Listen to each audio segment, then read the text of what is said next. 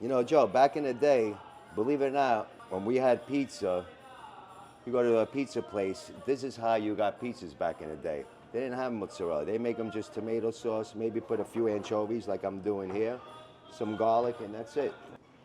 Dad, what do you say all the time? You don't need too many crazy ingredients. Two, three simple ingredients. Simple ingredients, and you'll be surprised how good it tastes. You know what? Back in the day, you know, when your grandfather and grandmother, when they migrated here to America, you know, we had large families, cousins, uncles, aunts. You know, we didn't have much money then. So basically, you had to find ways of feeding a large family as cheap and as efficient.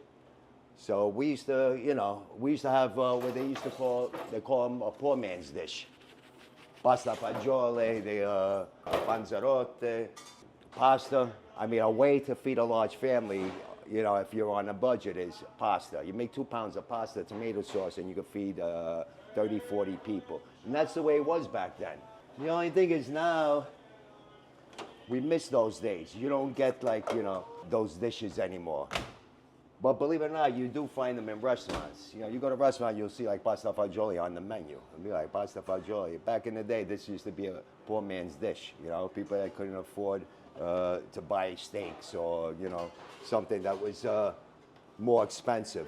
And now you're finding it in restaurants and they charge, I don't know, $25, $30 a plate for pasta fagioli, where back in the day it was like cheap food. That's it. So, because people miss those dishes. You miss those dishes from your grandmother. Used to wake up in the morning, come downstairs, and she'd be cooking.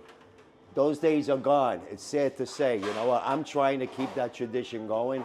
It's my job, your mother's job, to, like, you know, have it continue, and you're gonna pass it to your kids. So, you know, it kind of makes it. I know things are changing, and you know, what we're gonna do. You try to adjust to the times, but certain things I feel like we have to try to keep a tradition. You have to pass it down to the next generation. Otherwise, what's left for this new generation? Nothing. 100%.